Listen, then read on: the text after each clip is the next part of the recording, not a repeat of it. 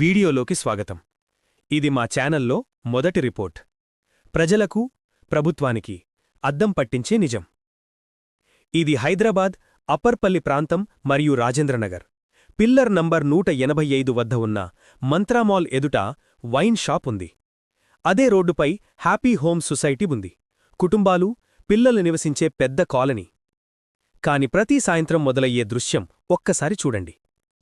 రోడ్డుపై బహిరంగంగా మద్యం సేవించడం, గోడపక్కనే టాయిలెట్ చేయడం.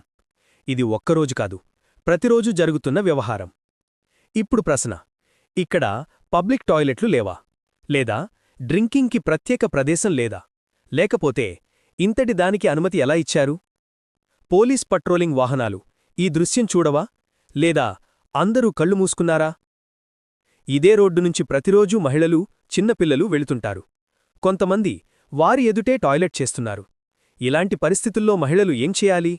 డ్రింకర్స్తో తగువా, లేక పోలీసులు స్పందించాలా?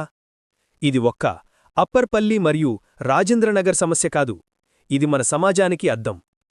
ఇలాంటి పరిస్థితులు మారాలంటే ప్రజలు, అధికారులు, ప్రతి ఒక్కరూ కలసి స్పందించాలి. పూర్తి వీడియో చూడండి. మన చుట్టూ ఉన్న వాస్తవాన్ని గుర్తించండి. మార్పు మనతోనే మొదలవ్వాలి. మర్చిపోకండి, మా ఛానల్ను సబ్స్క్రైబ్ చేసి కొత్త వీడియోల కోసం నోటిఫికేషన్ బెల్ను కూడా